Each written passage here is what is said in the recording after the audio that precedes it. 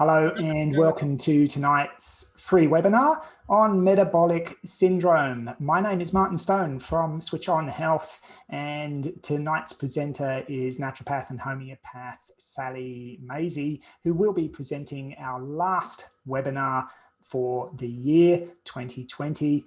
What a year it's been. I'm sure it's a year that everybody just can't wait to see the back of. Now, if you're watching this live, thank you so much for turning up live. The more people we get in these live sessions, the more inspired we are to keep on delivering them. So thank you for turning up live. We will have time for questions at the end. If you'd like to ask myself or Sally anything you like, we're here to answer your questions. Now, if you're watching this on YouTube and you'd like to help support us in our mission to make natural health available for everyone, please do just hit that subscribe button, because the more subscribers we have, the more we can offer, and we look forward to offering you more. Also, if you're watching this on YouTube and you do have any questions for us, please do just type them into the chat box or the comment box that's down below, and we'll be happy to answer your questions. We will get back to you. Okay, so that's it for me. That's the introduction. I'm just going to hand straight over to Sally. Take it away. Thanks, Martin. Hello, everyone. Welcome. Reggie, nice to see you. Monet, Mr. Zebin, glad you're here. And sorry, is it Stacey? Sorry, it just says Hand of Life Therapy, which sounds fabulous. So I'll just call you Hand of Life, Hand to Life. But yes, the subject today is a fairly large subject. But it's also a fairly close one to me and my family, because I think me and my family sit in metabolic syndrome quite often. It is a preventative situation, and it is also something that as naturopaths, as practitioners, we can look for red flags and warning signs and all sorts of things.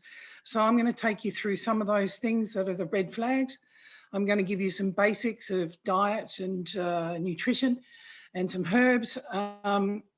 Because metabolic syndrome is so large, there's no specific homeopathics for this, because obviously as a homeopath, you would need to take your patient's case, because every person is individual, and every metabolic syndrome or syndrome X or insulin resistance syndrome is going to be different. So let's start with basically what it is. So metabolism, as we would know, chemical, biochemical processes, so that's everything. That's the breaking down of food into chemicals so that we can absorb it. That's the hormones that are released, hopefully from the brain all the way down. That's every chemical, biochemical process that helps to keep, as it says there, us alive. Now, when something goes wrong, then it becomes a syndrome. So that's a set of symptoms. So it could be individual symptoms or a mass of symptoms, or a condition or conditions. In this case, it's conditions that occur together. But we've got to look at it at a broader scale as well. And you know me, I'm one for the metaphysical. It also includes the emotional, behavioural and the opinion of your patient to make it a syndrome as well. And I'll discuss that a bit further later on. But metabolic syndrome, it's where the body starts to malfunction. And it consists of 3 or more of the following conditions. Now, it is personal for me because I sit in probably 2 of these following conditions. I suffer from hypertension, and I will quite happily admit to being obese.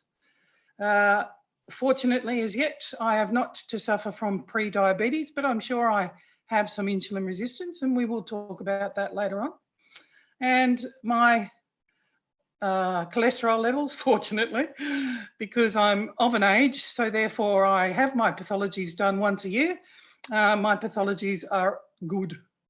Now, as long as my pathologies are good, I do okay.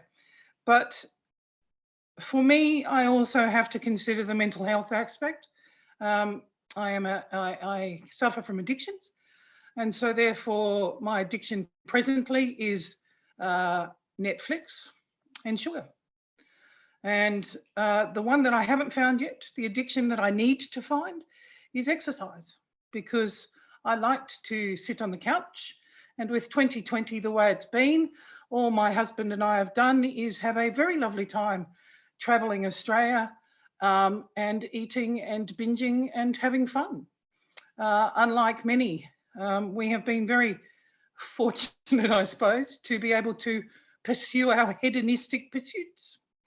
But anyway, we will continue. So risk factors, or the increased risk of. So when we talk about risk factors, it's all sorts of things. It's genetics, it's family history, it's your ethnic origin. It is a predisposition for Asian and Native American, not Native American, African American, to also suffer from metabolic syndrome as well. Just because, and obviously Caucasian. Lifestyles, choices, smoking, not anymore. Alcohol, yes. Physical activity, yes. Caffeine, yes. Stress levels, yes. So my lifestyle choices are probably not the best. The onset, though, is for women over the age of 55 and for men under the age of 55. So this is why I tend to encourage my patients, and I encourage you as well as students and practitioners to have your pathologies done. The purpose of a GP is preventative medicine. The purpose of a GP is to tell us when our pathologies are out of whack. So we need to consider that. And I tend to just do mine on my birthday. You know, my birthday's in June, so every June I go to a doctor and get my paths done. But because of this, metabolic syndrome makes me 2 to 3 times at an increased risk of stroke, heart disease, type 2 diabetes, which my mother had, so there is a genetic predisposition, chronic kidney disease, and cancer, which I've already had an experience with in having had colon cancer. And I'm now in remission. 20 to 30% of Australian adults, it says, are affected by metabolic syndrome. So this is a biggie, guys. This is one of the ones that we really need to look at in terms of seeing in clinic and recognising what it is. But as it says there, it can affect adolescents and children. So here we have it, you know, insulin resistance. As I said, it's a big subject. I'll talk about it a bit more soon. Visceral obesity. So this means that there is fat around the abdominal region, and we'll talk about that later. Hypertension, which I'm sure you all know is high blood pressure. High triglycerides. So your triglycerides are part of the cholesterol panel. And then low HDLs. Now your HDLs are the good cholesterol that you require. So if they are low, you need to increase them. So let's start with hypertension. So when we're observing hypertension as practitioners, we can do a BP reading. I'm sure most of you, or once you are in practice, you will have your own blood pressure cuff, whether it be mechanical or one that you have to pump, as well as a stethoscope. I do implore everybody to have one. I have several. I have a wrist one. I have one for my arm that is mechanical, but I also have a manual kit as well. Now, high blood pressure is what it is that optimal blood flow and pressure is not happening. And so therefore oxygen and nutrients can't get to the brain. They can't get to the heart. They can't get to the liver because there's an issue with that blood flow. And we need to observe it. So the Australian Heart Foundation basically says that 120/80 is optimal. Anything above this, and especially anything above 140/90 is severe hypertension. And that can be a really bad look, yeah. When we think of our systolic and diastolic, we're looking at, you know, that contraction, you know, it's like lub-dub. Yeah, lub-dub. That's when we contract, our heart contracts and pushes everything around the body. And then we're at rest. That's your diastolic. If you're it used to be that the systolic was what everybody looked for, but now they're looking at the combination of the two, especially that resting pressure. So when we look at hypertension, there is several diets, and we're going to discuss several diets because I need you to know that there's many out there, and that there's many that you can consider. Again, because we are holistic, we need to consider each one of these for the individual patient that comes in, because a DASH diet might not work for everybody. And we'll go through all of these later on. But basically what we're looking at is we need to increase our magnesium, our calcium, and our potassium, because each one of those helps with those central nervous system, to help with the hormones, to help with the enzymes, to help with everything to come into balance, and to keep us relaxed and not too stressed. We need to increase our fruit and veg. Now I've put 2.5 cups of cooked and 4 cups of raw. That's for vegetables, yeah? That's to just give you an indication of portion sizes for the day, of how much you need per portion, sort of thing.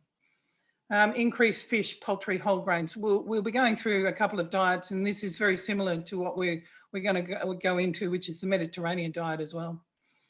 Decrease sodium. Now, sodium's a big one. Sodium is in everything. For those of you that drink coconut water, please turn your label around next time you look at your coconut water, because it's extremely high in sodium. Half a teaspoon, which is about the equivalent. They want you to have less than 2.4 or 2.5. It's actually milligrams per day, and that's about a half a teaspoon. So it's not a lot. Reduce red meats, basically for the saturated fats and the fact that they sit pretty heavy on the digestive tract as well. Full fat dairy, unhealthy fats, so that's your saturated, again, we talked about that a minute ago, saturated fats, found in dairy, found in, red animals, so your red meats, your pork, your lamb, and processed foods. Green tea is always good. It's that antioxidant and cacao, but 1 to 2 glasses of green tea a day. The thing with green tea, though, you need to consider is that it also has caffeine in it.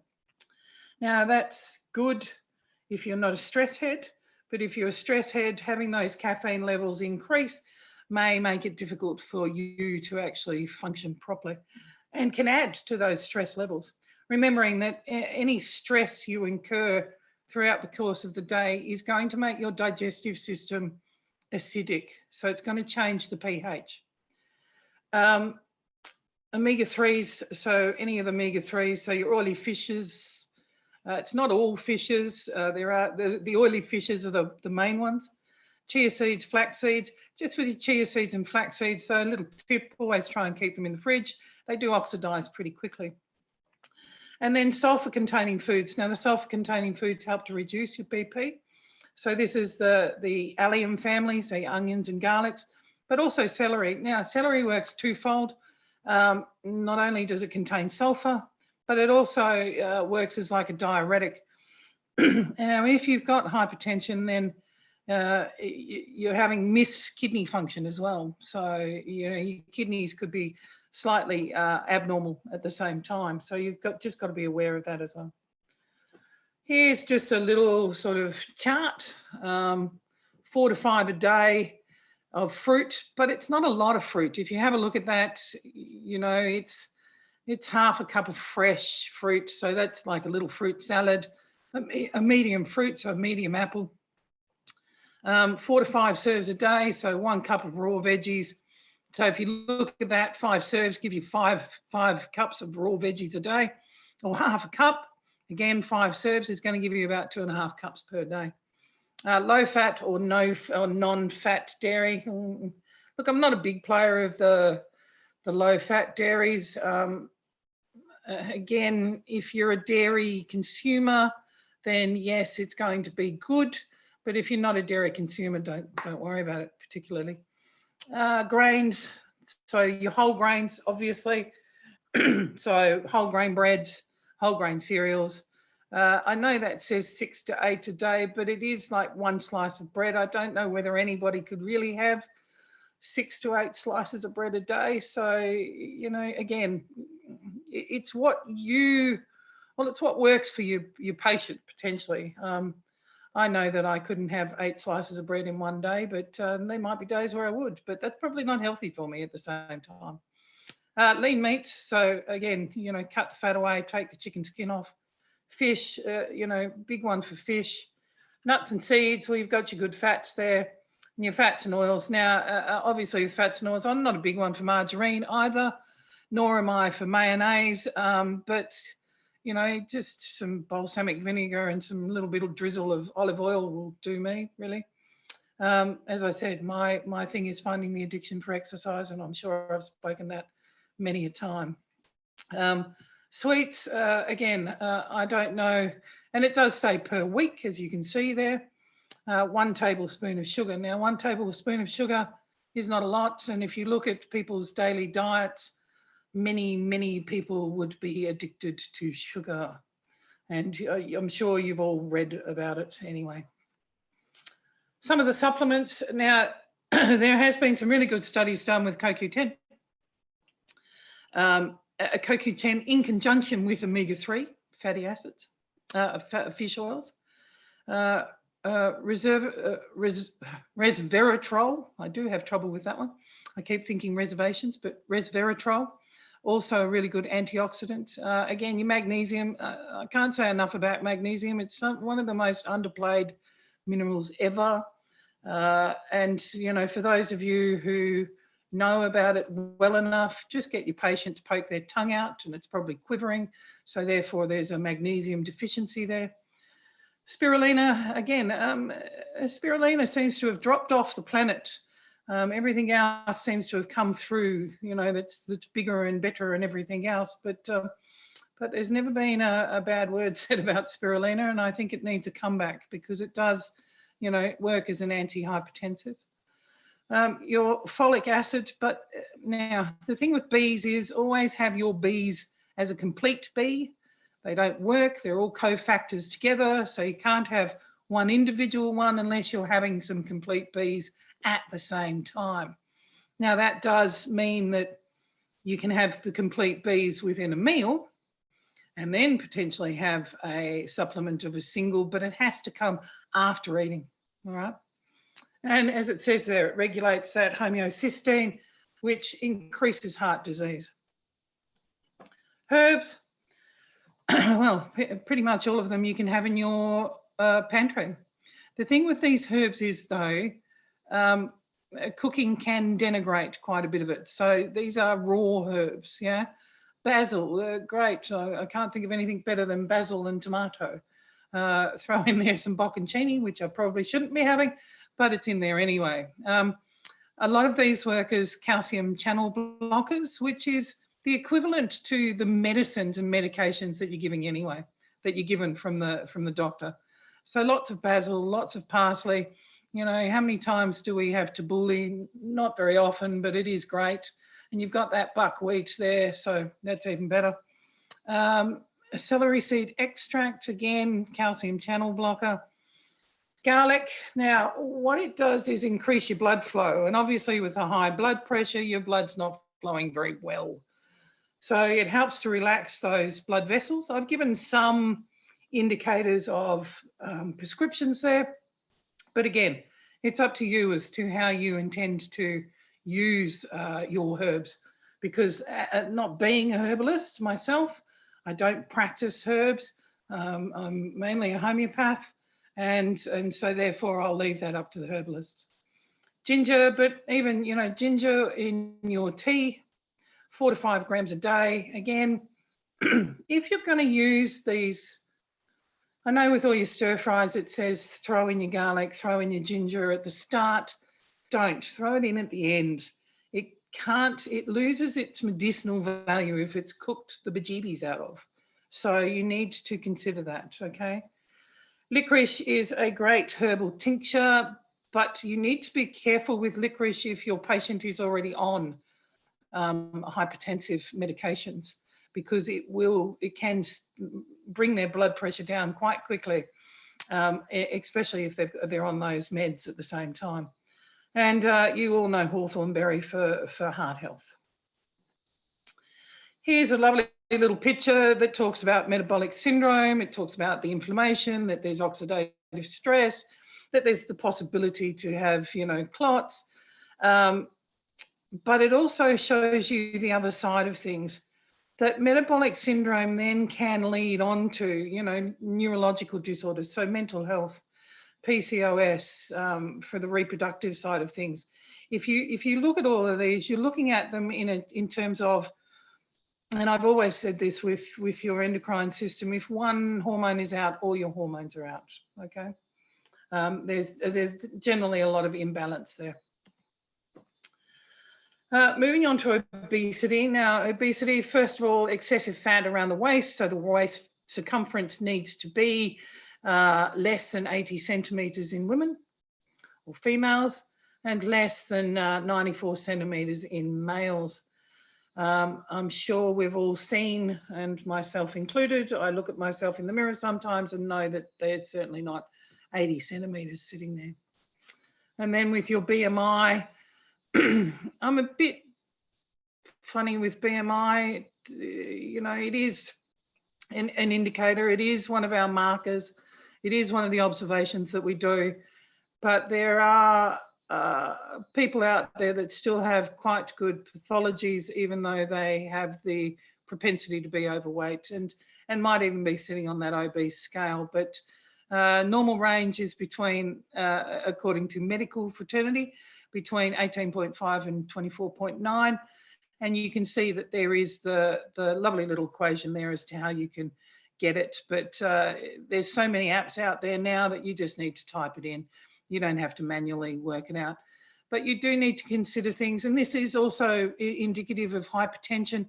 You need to consider age, because the older you get, the higher your blood pressure gets, the bigger you may get, race, fitness status, and certainly pregnancy. Now, the fitness status, the reason why I say fitness status is if you look at an elite athlete, their BMI might be fairly high, but it's muscle mass. So you need to consider that as well, okay? Now, here's a rather controversial diet. I know a lot of people like it. Again, it will depend on your patient as to what suits them, and that's what you've got to ask them. You know, you've got to say to them, look, I've got 4 diets for you to choose from. Let's choose the one that best suits you, yeah? And they're going to say, oh yeah, you know, I like my meat, or I like this, or I like that, and then you can work out what's best for them. Don't become the practitioner that only prescribes one diet, because that doesn't suit everybody, and that then pigeonholes you as to not being holistic. All right. So the ketogenic diet, I tend to say, look, try it for 8 weeks and see how you go. It is a fairly high fat diet. So it's 75% fat, 20% protein, and 5%. So that's like 50 grams of carbohydrates per day. Now, what this does is it puts the body into ketosis. Ketosis then means that with no carbohydrates, you're getting no energy. And what then happens is the liver goes, ooh, emergency, emergency, blinker, blinker, blinker. I need to start burning fat. And the only way that I can do that is to use my liver to the excess, go into ketosis, and that then produces the energy that I require. It converts that fat into energy, okay? The problem with this, though, is that it might throw out some of our appetite hormones. And the 2 that you need to study there is leptin and ghrelin, and we'll talk about them later on as well. But with the ketogenic diet, it is high in fats, so that's your coconut oils, you know, and you know, there is a bit of controversy about taking too much coconut oil. Your avocados, your butters, you know, in one sense, you've got the DASH diets that's saying don't do those saturated fats, and in another sense, you've got this. And then there's that collagen protein, so, you know, your bone broths, your gelatins, that sort of thing. You know, making sure that you've got gelatin in your diet. Foods that make this particularly worse for the obese people, processed foods. Yeah. But when we look at processed foods, we look at it in terms of time constraints. It's easy. It's an easy food, processed food. It's potentially a cheap food. It's quick to make. It doesn't take a lot of effort. And so for many people who have time constraints, who have big families or a family, it makes it easier for them. And I know I'm not trying to make excuses for myself or for those out there that use processed foods, but they do make it damn interesting and damn easy to go down that pathway. Yeah. So processed foods need to be reduced, if not avoided or completely taken away, because they're high in sugar, they're high in sodium, they're high in chemicals. Artificial sweeteners, well, as we all know, they're carcinogenic. Now, it's interesting that diet soft drinks, if you go to a diabetic dietitian, they're going to say diet soft drinks all the way. And they have done studies now that sort of, artificial sweeteners and those diet soft drinks change that face of those appetite hormones. They make you want it. They make you addicted to it. Yeah.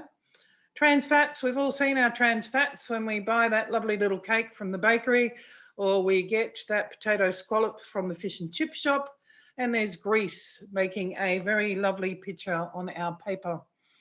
Refined carbs, well, we all know what they are, and obviously alcohol, high in sugar. But with obesity and with that obesity diet, we need to look at three things in particular. Obviously, energy in, how much are they eating? Energy out, how much are they moving? I don't like the word exercise, so I'll say the word moving. But we also need to look at their relationship to food. When were they little people? How did they see food? Were they rewarded with food when they got a straight A, let's have a cake? Or were they punished with food, eat your vegetables or you don't get dessert? Our relationship to food, whether it be reward or punishment, has a lot to do with who we are from a mental perspective as well. My husband and I, because we've spent this last year in COVID traveling across Australia, and as we've said, quite happily traveling across Australia, putting money back into the communities, going to every best restaurant that we can find. And we have supped the great sip, I can assure you. But we've rewarded ourselves like petulant teenagers.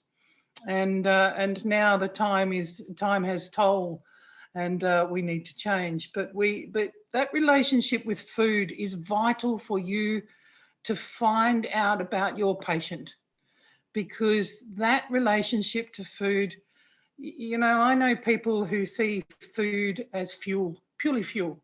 Yeah. I know people that see food as a delight. And, it's delicious. And look at my pictures on Facebook and look at this and look at that, It depends on that relationship and how they've been brought up as children. Always ask those questions when you're taking their case. When you're a little person, what happened when you got a straight A? This is where we might need to change some of those things. If we think about birthdays, what do we celebrate birthdays with? A birthday cake. If we think about Christmas, what's the thing that we're all looking forward to is, turkey and pork and seafood and ham, and the list goes, Christmas pudding. And you can see Martin sitting there going, Sally, your dopamine levels are just going up. So you can see how people can get overwhelmed by the whole food scenario. Yeah. So we need to also let our patients know about moderation. We need to be gentle on our patients that come in that are presenting in this way. We can't be judgmental, and we need to look at portion sizes. So there's many things out there that discuss portion sizes. So I think that's a better way sometimes than going, you must have these calories and these kilojoules. So think about it from that perspective. If your patient wants the calories in kilojoules, then you might need to consider that they go to a dietitian It's up to you as to whether you want to persevere with that. There are certainly many, many ways to calculate it anyway. All right. But here's the ketogenic diet. Just gives you an overview. Obviously, the blue on the plate is the fats. The yellow is the carbohydrates, and the green is the protein. So yeah, consider that one. To be honest, I don't think, unless it was for obesity, and it is meant to be short term, I don't think the ketogenic diet does work for everybody. So, think about that when your patient comes in. Supplements. You do need to look at the energy production. So MAG-TOR, which is magnesium and taurine, you can see it there from Orthoplex. It's a white label, so you can't get it unless you have your own clinic and you are a practitioner. But MAG-TOR, I've found, helps with the central nervous system. It helps with that whole, you're asking your patient to change a lot. And so when you ask them to change a lot, you need to support every aspect of them, including their mental health and their emotional states. Beta-hydroxybutyrate, it's a ketone. You can get it. The liver does make it, though. It's one of the main ketones that's made when you go and when you start a ketogenic diet. And it's what puts it into ketosis. So it is an alternative. It is that alternative source of energy. As I said, you can get it commercially, but it's better to let them do it through a diet base, I believe. The other time that your body goes into ketosis, which again is a bit of a fad that's going around at the moment, is intermittent fasting. You go into ketosis if you go for more than 16 hours of a fasting session anyway. So intermittent fasting can be beneficial, but again, if you've got a patient that's doing a lot of work, the one thing you don't want them doing during the week is to do a fast. If you get them to do it on a weekend, then they might not have a good weekend. So start small with just making some small dietary changes. Find out that relationship to food first. Start small by making some dietary changes, maybe support with some supplements. Again, it's up to you. The thermogenic or thermogenesis and calorie burning supplements, they're out there as well. I find that a lot of them, though, contain quite a lot of caffeine. If you have a look at them, they might have green tea, they might have bitter orange. Quite a few of them have quite high caffeine levels. So check that out. If it's a stress head you're dealing with, I wouldn't be putting them on a calorie burning supplement straight up. All right. But slippery elms, it's such an understated little fibre. It coats your gut, it reduces that inflammation, but it also makes you feel full. It's a soluble fibre, so it's going to make you feel fuller for longer. Adding that to, prior to a meal might be the way to go. But the other things that you need to also get is to make sure that your patient masticates, and I did say chew, toothpaste, and slows down. It's meant to take you half an hour to eat a meal. Now, having come from 25 years of hospitality training, hence the reason why Tony and I only went to the best restaurants while we were coming back from Western Australia to the eastern states. Sorry, I just lost track. I was thinking of one of the restaurants we went to. But we literally ate our way through, and that slippery elm, if I'd had that prior to, I would have felt fuller for longer. And I probably wouldn't have had the dessert, etc., etc. And with that slippery elm, I would also be careful, though, to make sure that they drink humongous amounts of water, because it is a fibre. Whenever you increase a patient's fibre, always make sure that they're following up with that water, whether it just be straight old water, but they can have herbal teas because they're still a hydrator, not a dehydrator. All right. Some of the herbs, again, you'll have to study them yourselves, but I've just put some in. Rhodiola certainly helps with that stress response. One of the things with people in metabolic syndrome as well is you need to look at their sleep hygiene habits and how well they sleep, whether they're sleeping through the night, whether they're getting good REM sleep. I've always found that a good sleep combination is chamomile, passion flower, and skullcap. You can get it in tea forms, but you can also do it as a tincture formula. Psyllium husks, again, fiber for satiety. Now, the difference between cyprium and psyllium husk can be slightly abrasive. So you need to be careful with that, especially depending on the age of your patient. You don't want them pooping through the eye of a needle if they're having lots of water and they're starting to get gut pains.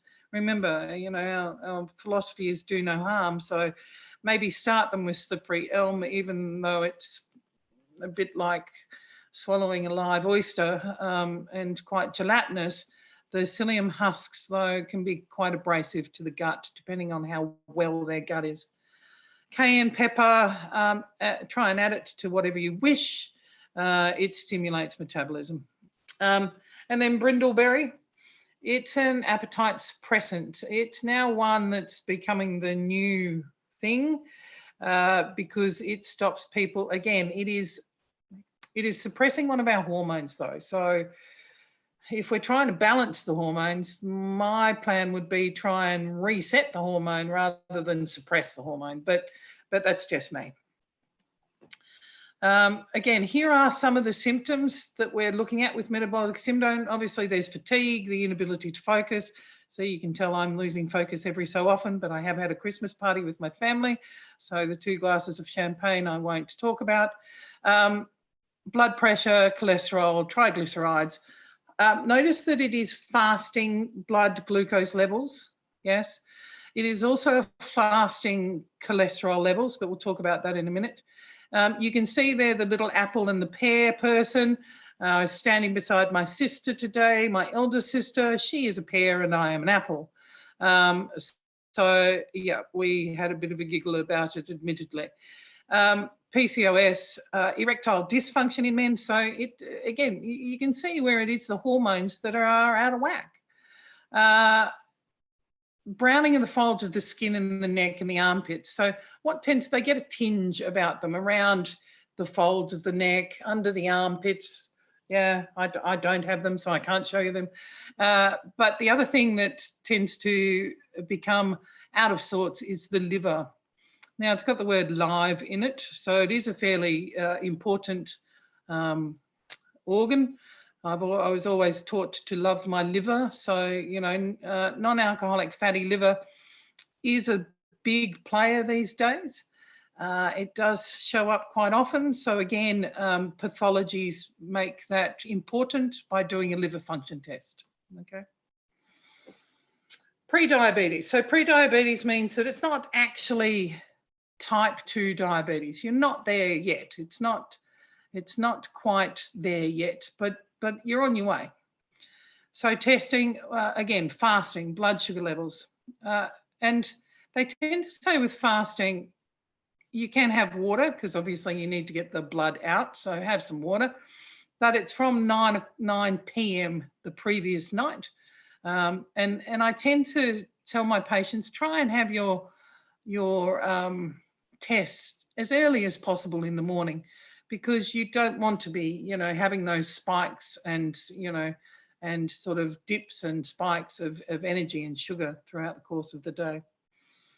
Now, the hemoglobin test is also the HbA1c test, and that measures the glucose attached to your hemoglobin. Now, that gets the flow into, onto the blood and the blood flow to try and get it to all your cells, because we then need to talk about insulin resistance. Now, insulin resistance, as we all know, insulin is the hormone produced by the pancreas. But what it does is it's the key. So here's your cell. Here's a little door. it says insulin door, right?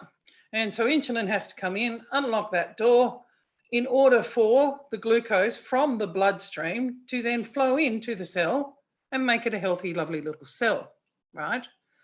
So with insulin resistance, though, that's not happening. So what happens is you've got glucose. So you've then got glucose, smaller little glucose running around in the bloodstream. And that then says to the pancreas, well, there's glucose in the bloodstream. There's glucose in the bloodstream. Warning, warning, warning. Release more insulin. Now, the more insulin that's released, the more the little cell goes, no, well, I'm going to lock that door and I'm not going to let insulin in. And I'm going to lock that door, but I'll let a little bit of insulin in this one. And so that's why the pancreas continues to release insulin, and that's why it's called insulin resistance, because the cell is resisting it to be opened to allow glucose to get in.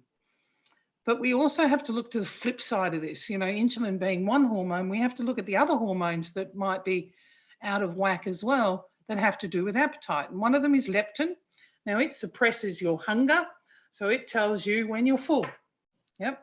So you can be eating, and then you go, I'm full. And you really should stop then, even though you've got half a plate left. Because that's your brain saying, yep, you're full. You don't need any more. The other one is ghrelin. And that tells me when, I'm hungry now. I better eat.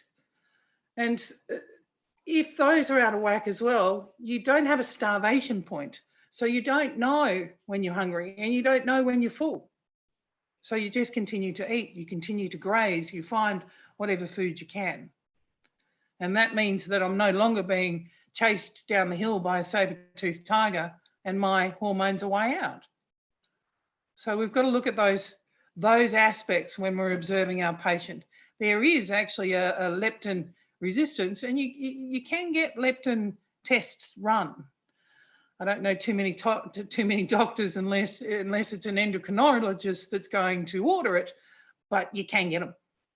All right. So persevere with your GP, or persevere with the GP to send someone to an endocrinologist potentially.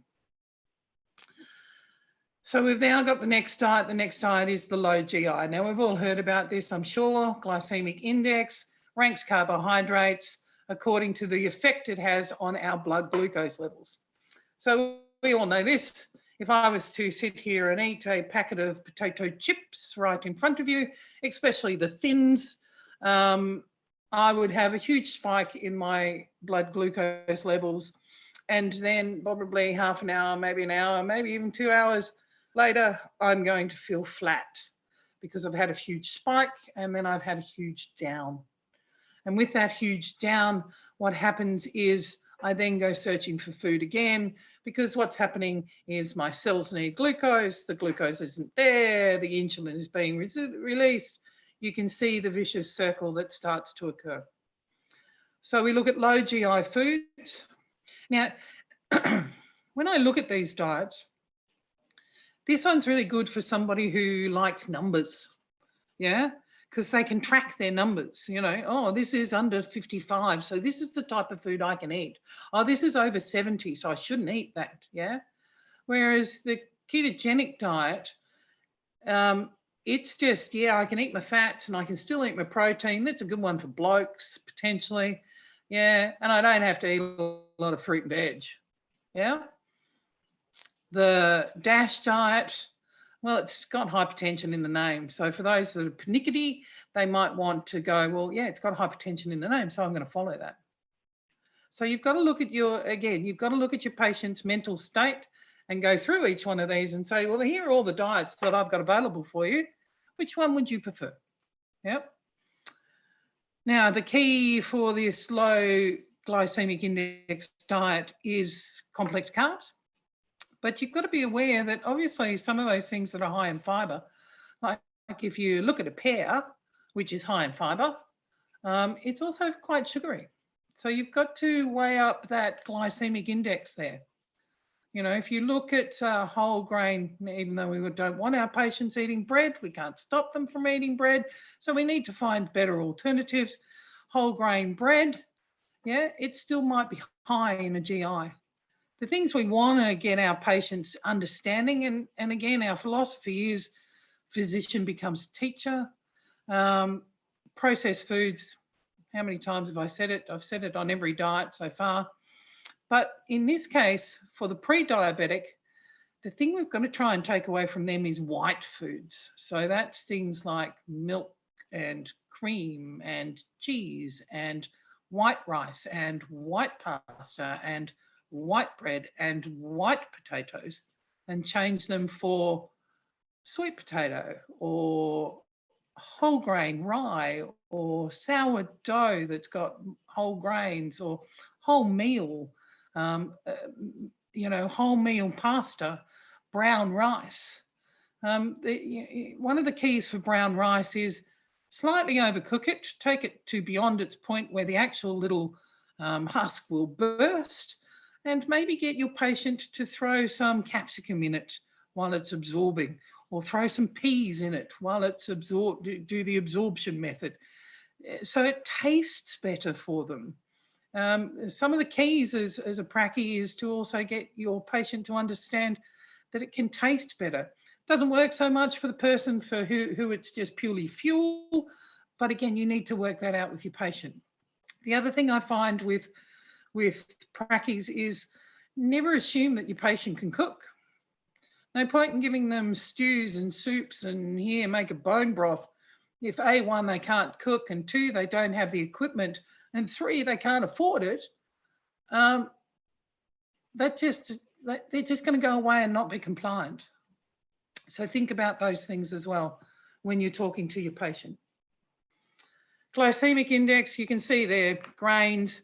Interesting that muesli, everybody says muesli, muesli, muesli, and that's toasted muesli, it's over 80. Whereas something like rice bran, everybody's going to go, oh my God, it tastes like cardboard, is 27. So you've got to make it appealing for them. You've got to make it interesting for them. Notice the cooked carrots, 39, whereas a raw carrot might be better. So you can certainly have a look at that at your leisure. What I'll do is I'll get Martin to, I'm sure he can probably post it on Facebook, the PowerPoint, or make the PowerPoint available somewhere for you guys. You can do that, I'm sure, Martin. You're a good man. Pre-diabetes, so SUPs. Some of the SUPs that are really interesting here. Chromium picolinate, what it does is it facilitates the uptake of glucose into the cell. It's a great one. You can see there's a Blackmore's product. It's fairly cheap. It's fairly easy for them to take. The other one sitting next to it is Metabolic XL. And I'm pretty proud of this one. Well, not this one in particular, but one of my ex-students worked for Henry Oseki, and he, in knowing me way back, was one of the facilitators to getting this particular product up and running. And it does have, cinnamon, and it does have quite a few of the other herbs, as well as chromium and biotin, which helps with that glucose metabolism. He did it specifically for diabetics and metabolic syndrome because he was fascinated by it. Alpha lipoic acid is also an antioxidant that you can add in. The thing is, though, and again, we need to be careful here as well, don't supplement too much. Try and get them to make little changes first to diet and lifestyle before we start throwing hundreds of millions of dollars worth of product at them as well, because again, non-compliance, and they'll have all this product sitting in their cupboard that they won't do anything about. Herbs, Nigella sativa is one of the herbs that is in that previous slide, the Metabolic XL, and it regulates blood sugar levels. Cinnamon, just a simple teaspoon, and I'm not talking cinnamon sugar, by the way. Cinnamon, just a simple teaspoon sprinkled over your bran in the morning, helps to regulate blood sugar glucose. Now, this one's a great one. I implore you all to try Gymnema and then go and try a piece of chocolate or a beer, because what it does is it neutralizes your sweet taste buds. So it helps with cravings. So if they're craving a beer or if they're craving a chocolate, get them to drink a little 2.5 ml of gymnema and then taste their beer or their chocolate, and they will no longer crave it for very long. It is in quite a few herbal products as well, but it's a great one. It's a really good one for you to try with your mates, especially over the Christmas period. Wicked, I know. Here's some more information and facts about metabolic syndrome. As I said, Martin will put it up for you. I'm not going to go through everything with you, but you can read that at your leisure. We then move on to, finally, cholesterol, so hyperlipidemia, so increased fat in the blood. We're looking at the pathologies or the testings being a fasting cholesterol blood test. And for the OBS, we need to, so your triglycerides need to be less than 2 millimoles per litre. You can see the LDLs, you can see what is, so I've given the optimal, which is 1.8, but you can see that the norm is 2. Now that's still, 0.2 is still a marked difference to 1.8 or below. HDLs, you need to be over 1. 3 is pretty good, 4 is even better. But your total cholesterol, again, 5.5 is still classified as normal. Depending on your age, even 6 might be classified as normal. And you can see that total cholesterol is actually 4 or less than. With hyperlipidemia, the Mediterranean diet, I can't talk enough about it. But the key with the Mediterranean diet, though, is not so much that it's Mediterranean, but their main meal is lunchtime. For the Mediterranean diet to work, the main meal needs to be lunch. And so, again, there's the adage of breakfast of kings, lunch of a prince, and dinner of a pauper. So, your dinner should literally be just a tapas plate, and 1 tapas plate, not 16. Yeah. So reduce saturated fats, trans fats. You've heard it all before. I don't need to go through it again. But the interesting one here is reduce your omega-6 oils. So your safflower, sunflower, walnuts, pepitas, pumpkin seeds are quite high in omega-6. Yeah. You need your omega-3 to increase. 6 and 9 we make in our bodies, so we don't need to have lots and lots of it in our bodies. It needs to be a good balance. Reduce those nitrate foods, so the smoked goods, the deli meats. Increase unsaturated fats, we know that. Increase oily fishes. Now, again, there is a misnomer that white-fleshed fish are high in omega-3s. It's not. It's the salmons, the trouts, the wahoos, the sardines, the herrings.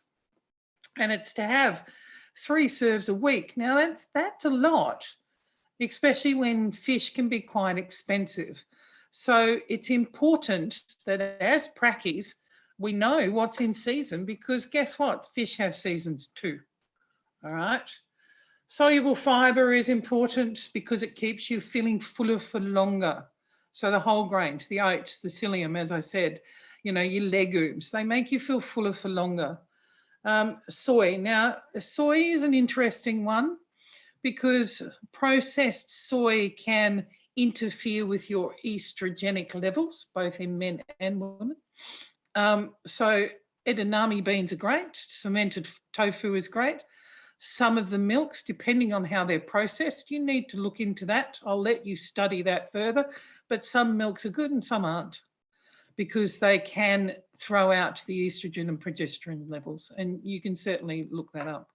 And your plant sterols, 2.2 grams a day, but they are as important to help with those fat levels. Supplements, again, we've got B3 here, needs to go with the complexes. Your maca powder. Now, the thing with maca powder is it's great because it increases your glutathione, which regulates cholesterol, but it's expensive. And so therefore it can take itself out of out of range for a lot of people, because the majority of people that are going to come to you are, most of the time, which is unfortunate, it's not the low socioeconomic people, because they can't afford us. It's more the middle class to upper middle class to those people that can afford us. It's interesting that not all the low socioeconomics come to us, even though they're the ones that we probably should be helping more of. Your tocopherols and tocotrienols, you can look them up. What it does is it regulates your cholesterols and your cholesterol numbers. Most of these can't be found in foods. You actually have to get them as a supplement. The maritime pine bark is a new one well, it's not a new one, it's been around for ages, but it is becoming more popular because it's a very high antioxidant. And it helps with the uptake of other antioxidants, so like your vitamin C and your vitamin E. So it helps with those as well. So it helps get the antioxidants into the body, which I find quite interesting. Herbs, as I said, look, I haven't put the reason why they're there. You can look them up yourself, but they have all been associated with regulating cholesterol levels and fat levels. Things like your bitter melon, again, it's got a caffeine proponent about it. Bergamot, this is a big one, because those of you that have a NutriBullet, and I'm sure there's quite a few of you out there that have been able to afford a NutriBullet, you can put in the rind and the pith, and bergamot has been seen to be fat burning. So the rind and the pith of your citrus fruits can help.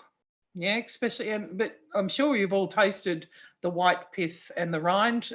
They're quite bitter, but those bitter herbs help the liver. And we need to help the liver, because when we change someone's diet, they're going to detox. And so we're going to now talk about the homeopathics for a detox. There are detox complexes. Brower does one. But what I tend to do when somebody's going through a detox process, and this is anybody, this is for anything. So this is what I use for any of the addicts that come and see me. Sulfur in the morning and Nux vomica at night. It helps to support that detox process for any of the addicts that will come and see you. It gets them through the day. Believe me, I've done that myself, and it stops me from killing my husband. Not that I would, but it's, it stopped me from exploding when I was, giving up sugar at one point. I went back on it, but, I tried. But the thing with the homeopathics, the important thing with the homeopathics is that you need to do constitutional prescribing. You can help them with the detox side of things by doing the sulfur and the nux, but you've got to prescribe to the individual, because if you don't, the homeopathics are not going to do anything, if that makes any sense. Supportive strategies, I've said this before, supportive strategies are necessary for every prescription that you do. Breathing exercises, meditation. I want to deviate slightly with meditation. Meditation doesn't work for everybody, and I think one of the reasons why it doesn't work for everybody is because when you try and find a meditative process for somebody, it's got to stimulate one of the senses, and it's got to stimulate their most prominent sense. So their most prominent sense might be touch. So get them to sit with lovely silky, robes, or get them to touch things that can, relax them, stroke a lovely silk pashmina or something like that. For the people that hearing is their strongest sense, then get them to listen to lovely music or whale songs or water. If it's visual, get them to do an image meditation. So get them to follow through with, talk them through and a sort of image type meditation, or get them to watch a flame. Look at their senses when you look at meditation that may or may not work. Listen to music or dance to music. Everybody loves music. If they don't, then it's a sorry, sad person that's coming to see you, and they really do need your help. Yoga, Pilates, exercise. Now, with exercise as practitioners, unless you are a PT, you need to be aware of scope of practice. You can do frequency, duration, intensity. So you can say, you know, walking, but you can't tell them how to walk. You need to refer them to a PT. You can suggest these things, but, you know, aerobic exercise is important to start with. Then look at some anaerobic, low impact, such as swimming, or even water aerobics could be good. Because it's low impact. If you've got someone who's obese, they're not going to work. They're not going to do a Tough Mudder. I'm telling you. They're going to want to sit in a pool, and run up and down a pool might be better for them. Yeah. Or walking might be better for them, but not walking on sand or walking up a hill to start with. Start slow and work that up.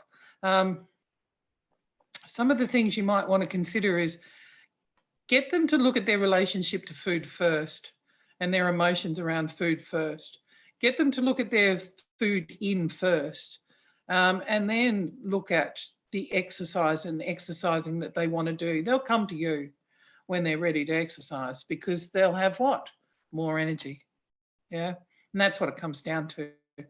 And obviously good sleep hygiene, you know, no bright lights, no, you know, TV, no blue light, etc. Prior to bed.